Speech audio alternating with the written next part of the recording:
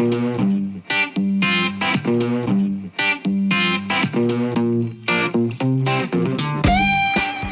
everybody, Dave Clark, aka the Pattern Guy. Hey, we're on our finale of the pattern making process. Okay, we got the pattern all done. We're down here at the foundry today. We're gonna hopefully pour this. Like I said, I don't want to be a Debbie Downer all the time. At least we don't have water in here today. But here's the pattern right here. Okay, we're gonna do it loose.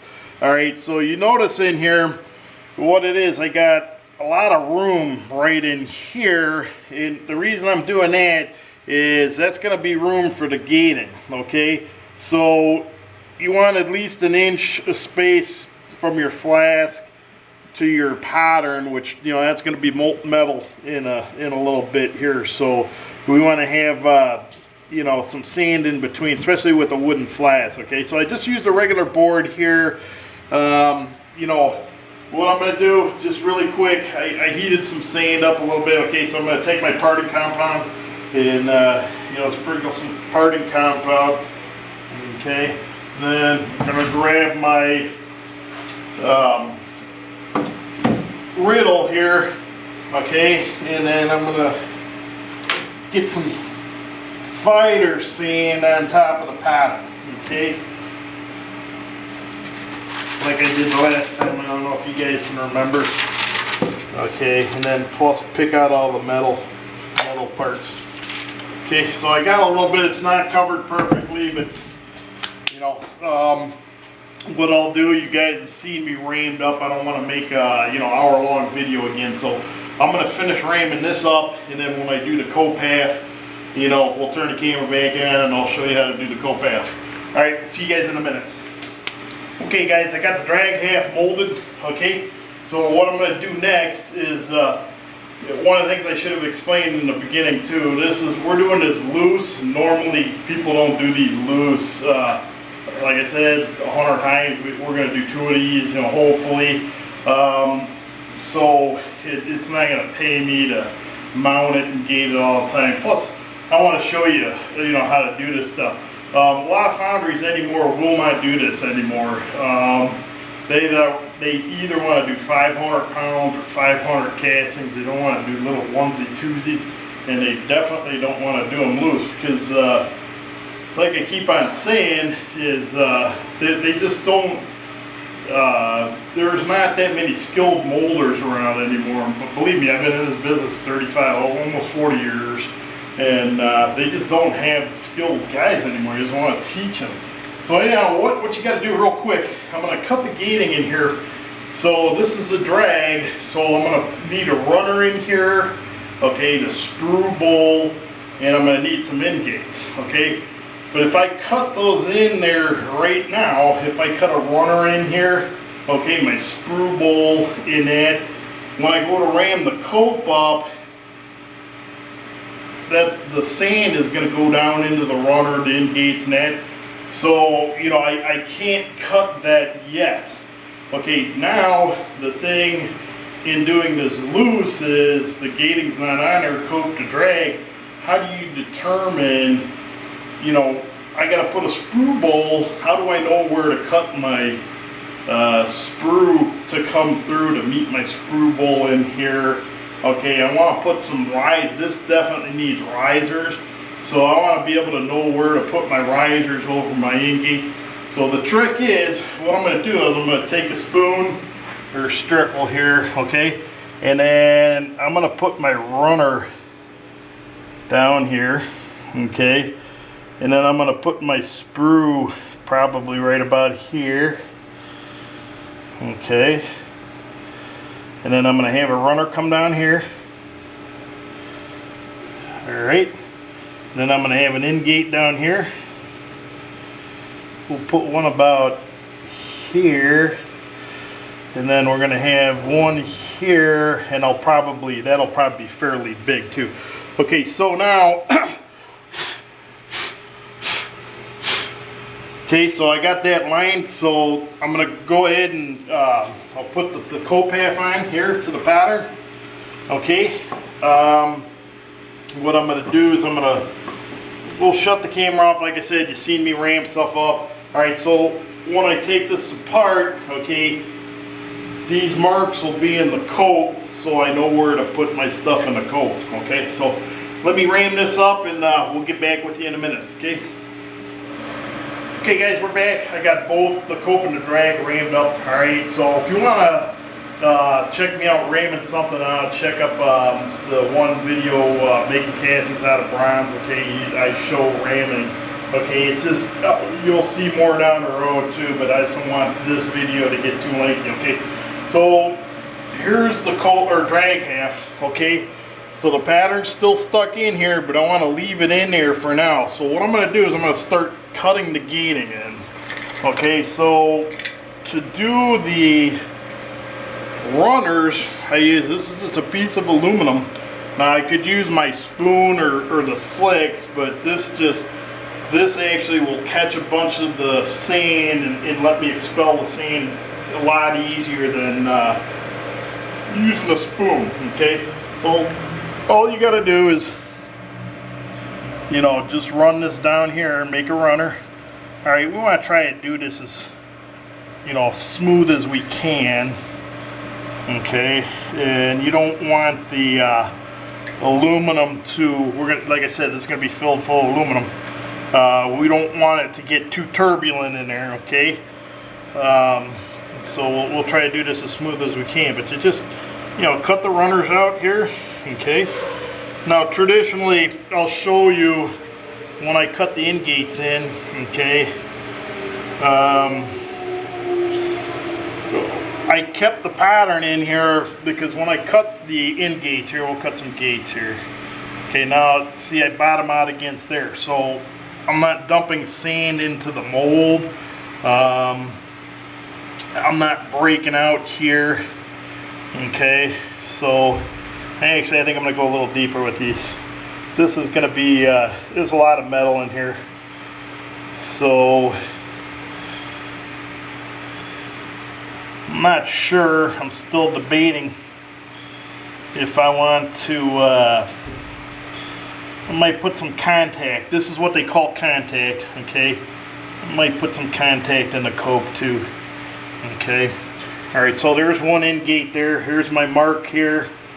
Okay, I think I'm going to make this runner a little deeper too here.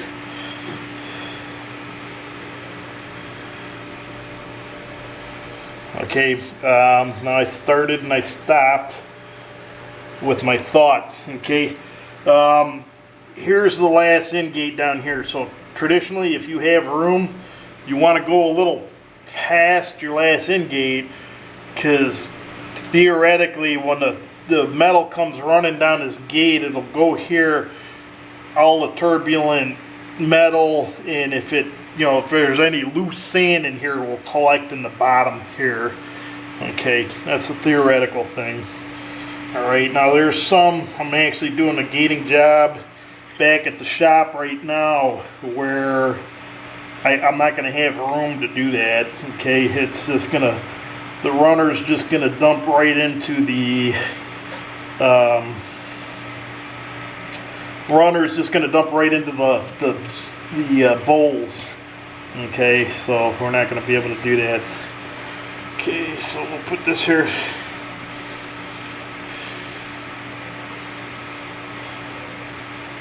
All right, I'm not sure if I have any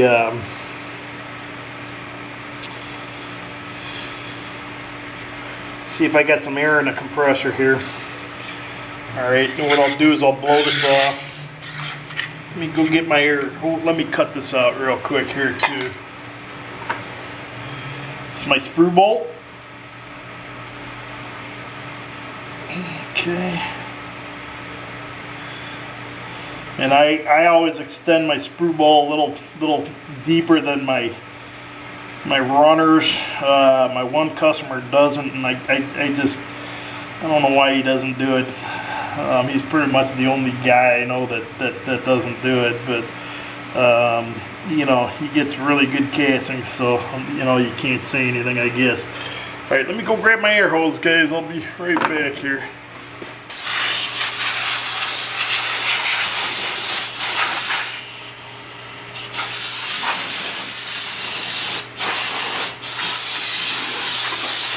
Okay, gotta make sure you get all the loose sand off. Okay. Alright, now what we'll do, I haven't made any yet. I got to. I don't know why I haven't. What we got to do is we got to put a couple screws in here and then pop the pattern out. I've made them numerous times. A lot of times you just take a wood screw and just weld a little, you know, cross piece of like maybe 1/4 inch by 2 inch piece of steel on there to make a handle to pull these out. Right now I don't know why I just keep on forgetting to do it. So I got a couple screws. We'll just screw them in and we'll get it out of here. Okay. And then once I get this done, I got the cope over here. I'll show you what we got to do to the cope. All right. I'll be right back. Okay, guys. Ready to pull the pattern out. Okay. Like I said, traditionally we usually put a little, you know, piece across here. I gotta do them one of these days. All right. So what you do? The best way to do this is you know, smack this a little bit. Like I said, we don't have a vibrator on here, so this is kind of our way to, you know, vibrate this a little bit. I'm going to try to get it out, and you can wiggle a little tiny bit, but okay, it's in there.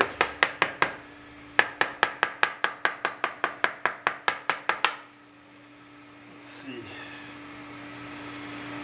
This is in there. Okay, no man, that's in there. Get some on the outside down there. Okay. Alright, you can see it's starting to come now, okay? And I don't want to pull all up on one side. We gotta try to do this a little evenly, okay? Let's see what we can do, because there's like way ton of draft on this, so it should come out pretty easy. It's coming. Alright, there you go. Yep, there's a little damage there. Now see, you can take your fingers and do a little, that's going to blow out and pack that good enough, but that'll leave a little metal in there. We can just grind that out, okay? So as I say, a lot of this stuff, you don't have to get 100% perfect. You know, we can grind the casing out a little bit. But instead of, you know, spending another 20 minutes making another mold again, we'll fix the casing down the road. Okay, and then what I do is I just take my finger and then I smooth these out, make sure there's no, say you can see little beads of sand there, okay? And smooth these out with my finger. Okay, and I think these are going to be big enough where we're just going to cut a couple risers in the cope. I'm going to blow this out and then we're going to go over and I'll show you what I got to do to the cope. Alright, so we'll be right back, guys. Okay guys, here's the cope half. Usually I would do this over the in the molding bench, but there's kind of not enough room there. Okay, so if you get down here, you can see here's where my sprue comes in. We got the sprue bolt cut. Okay, now here's where the runner is. Here's where my end gates are. Okay, so I was contemplating putting some, like I said, some contact making, you know, putting a little bit of a end gate in here, but I think I'm not going to do that. But what I got to do, I got to put a couple risers here. So what I'll do is, here's where the runner and the end gate are. So I want to put this, I want to put a riser. I'm just going to use my sprue cutter. Okay, and what I want to do is, my runner's probably about back in here somewhere. Okay, so I want to attempt to hit like the back of that. I want this riser to be as close to the casing as we can get. So I'll probably, you know, go there. All right, and I gotta watch this too, because it's, like I said, the sand's cold. It's not molding perfect, but you know, we'll see what we can do with this. That's not a big deal, that coming out. It's just gonna be a little bit more, you know, metal there. It's got to get ground off anyhow. Okay, so we'll just take this nice and slow, like I said, because the sand is, like I said, not perfect today. So come all the way through. I'm pushing on the back with my other hand to kind of compact the sand on the top so it doesn't cave in, okay? All right, so there's one riser. You got to do this 3 times, okay?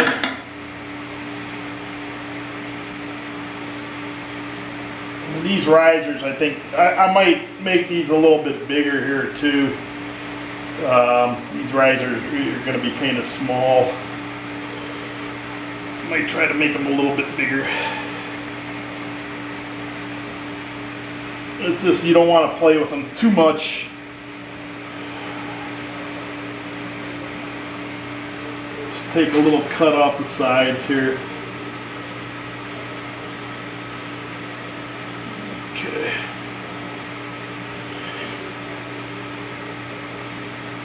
Oopsie. Yeah, see that sand's kind of.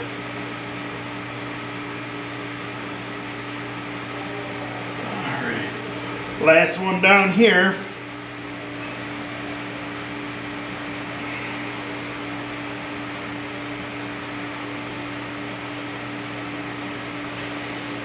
So once I get this done, we're going to bring the drag over here.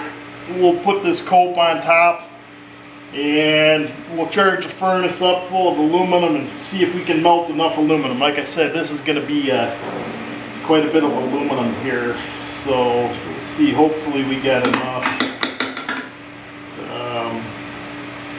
But we'll see. If not, what we're going to end up doing, I think, I'll take it to my one customers, like I said. And unfortunately, you know, I don't think he's going to let us film down there.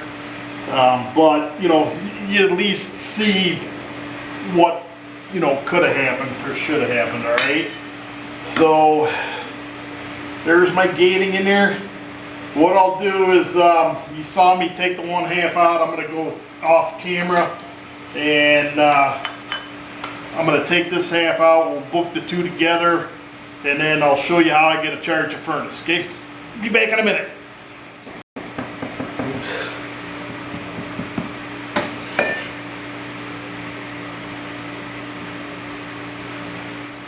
Okay guys, we got the cope on top of the drag here. Alright, I'm going to put clamps on these ears to stop the hydraulic pressure lifting up. Okay, that's very important that you do that because you don't want to be pouring this and this lift up. You're kind of straight and I'm pouring this and all that molten metal pours all over your feet, okay?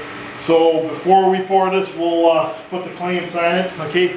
So what I'm going to do now is I'm going to charge the furnace, okay? So this is a bunch of aluminum from like either scrap jobs that I've done. There's a bunch of gating in there.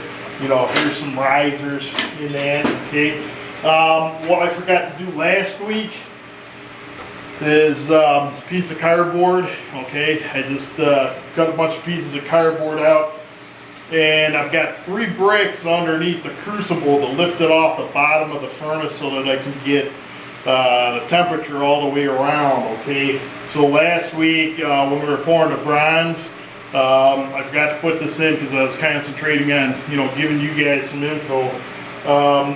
When we pulled the crucible out of the furnace, the bricks stuck to the crucible. It's not a big deal, but it's just a pain, you know. So hopefully, you know, we got a piece of cardboard in there. All right, so what I'm gonna do, I'm gonna start charging this. And, you know, try to lay this stuff in there fairly, you know, you don't want to drop it in because it's, you know, it's like a ceramic. The crucibles really are, they're pretty tough. They really are. But, you know, take care of them. You know, the better you take care of these things, the longer they're going to last, okay? The guy I buy them from, you know, he basically said, hey, you know, you should be able to get 20 to 24 charges out of there. I've been getting more out of them. I think that's because, you know, we take care of them. Like when we're done, you know, we scrape all the crap out of them and that, okay. So I'm going to get a little bit of this scrap in here. Get about 1/3 of the way full. And then one of the things I'm going to do And this is very important. This is very, very important. You got to do this. And I've heard some people say not to and that, but you got to do it. I'll check with my supplier. I'm not sure if these guys will sell the smaller guys, whatever, but this is flux for the aluminum. Okay, so what this is going to do is, this is pretty clean aluminum. What this does, it'll clean the crap out of your aluminum, make it flow to the top. All right, and you just get way better metal quality when you do this. So later down the road, when I'm machining this, it's going to be way nicer metal.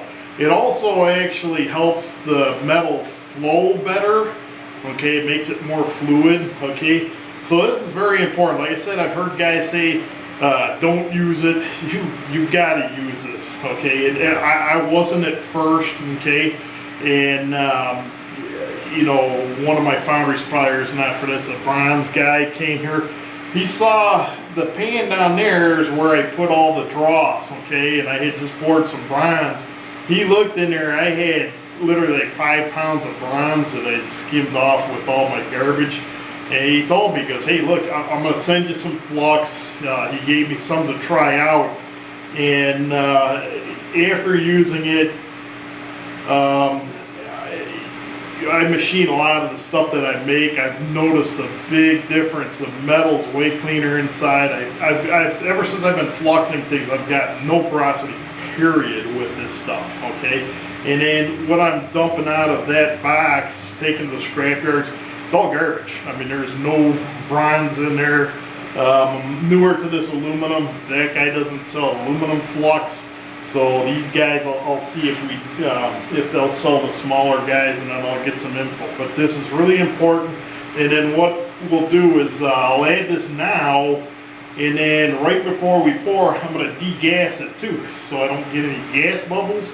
Now, what I use for that is chlorine, and just get the regular pool chlorine. Find the powder if you can. I use that same tool that I have. It's just a 1/2-inch piece of steel on a 1/4-inch tee with a couple 1/4-inch nipples on it, and you put like maybe a tablespoon of chlorine in it for the aluminum. I use borax soap for degassing bronze. Okay, and I've heard people say, well, you know, it's expensive. This right here, there's maybe like a nickel right there. I think this is 68 cents a pound or something like that for this.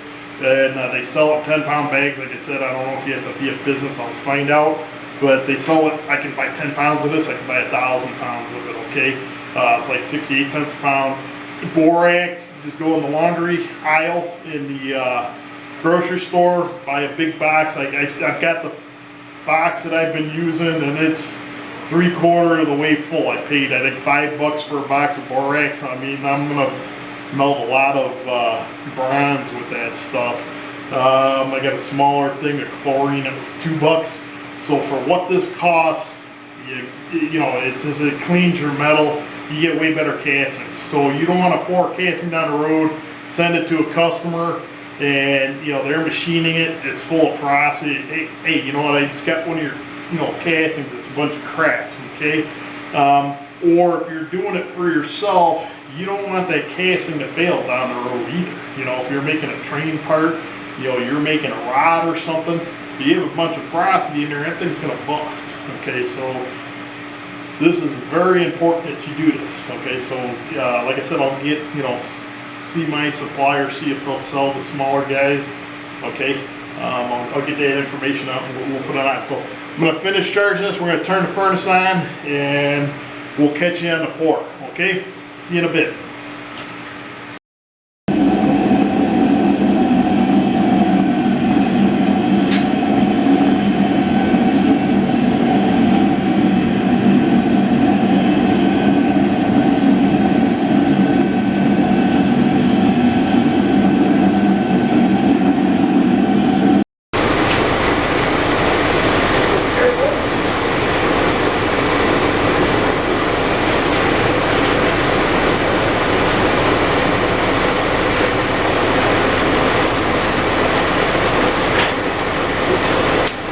need that one.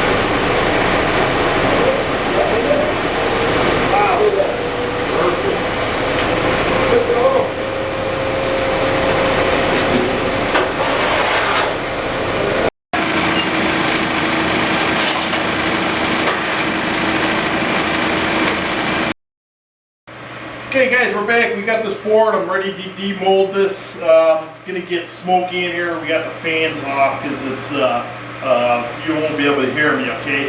It might catch on fire. I don't know if you've seen before. We use an oil sand. Alright, one thing real quick before, a couple things about the furnace that you guys got to know. You saw me charging it at first, right? So, you know, that's obviously going to go down because it's, you know, bulky. There's a bunch of air spaces when it liquefies, right? So I continually charge. Okay, so normally what we'll do is we'll put pieces of metal on the side, and I've heard so many guys say, well, it's to preheat. It's just to get the moisture off. Okay, so what you do is you preheat things. You can put pieces of metal in there. It'll start going down, but there's no molten metal in there yet, okay? So it just starts, yeah, it starts liquefying, but there's dross and stuff on the top, and there's molten liquid underneath. So you can still add stuff as long as it's not molten, but if there's molten metal in there, like put it on the side to get rid of the moisture, okay? Another thing you'll see, these are ingot molds. We usually melt way more metal than we do. I always keep these against the furnace. There's a little bit of flame and heat coming out. It keeps the moisture out. And then once we pour the mold, we flip one of these things down, and we can finish pouring all the metal out of the crucible. That's really important. You can't leave any molten metal in the crucible, okay? Because what will happen is it'll solidify, and then you can't get it out of the crucible. Then what happens is you light the crucible or the furnace up with a crucible in there, that metal will expand and it will break your crucible. Okay, so you gotta get all the metal out. So have like the little ingot molds. Alright, so okay, another couple things, the way I do this, normally a lot of times they'll have roller conveyors like this, and then they just dump off the end and do a little shakeout thing. We don't have that. Probably, you know, smart thing to do would probably dig most of the sand out in it. But there's a couple things. I just dig the castings out. I don't want the sand falling all over the place. I want to keep this here. I want to do another couple molds. This sand is hot. The sand is cold. That's been sitting here. So I'm gonna mix some of the hot stuff with this. With the cold stuff, some of this hot with the cold, so I want to keep this intact here. So we'll just dig this out and we'll see what we got here, okay? Just, you know, fish around for the sprue. I know it's around here somewhere, and then just, you know, use your tool to pry it out. Okay, use some leverage here. It's not much. Whew, it's smoky. Wow.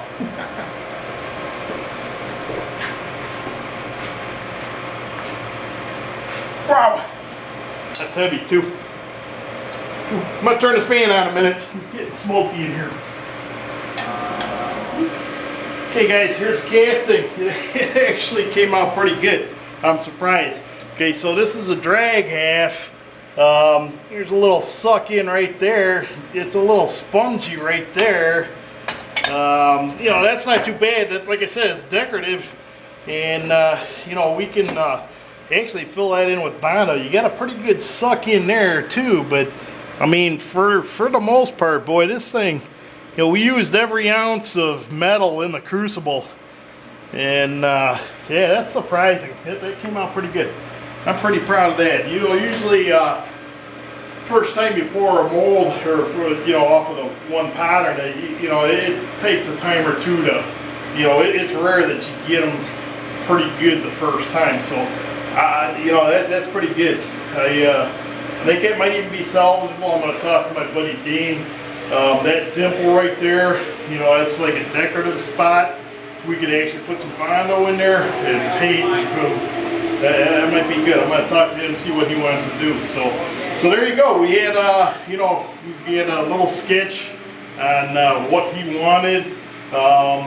We laid it out, we made the pattern for it, finished it, came down here in the foundry. But this is what I want to teach you guys how to do, and hopefully we can over the next few years, stick with me. Like I said, got a lot of stuff here, up there. It's just aching to get out. So, like I said, we'll try to get this done as much as we can, get as much going, and then I'll try to bring the camera down here with you guys as much as I can. So, anyhow, this Wednesday, I'm hoping to get the video out for Chalk Talk of how to surface smaller pieces that you can't put through the planer. Okay, so we'll see you Wednesday for Chalk Talk, guys. Everybody have a good one out there.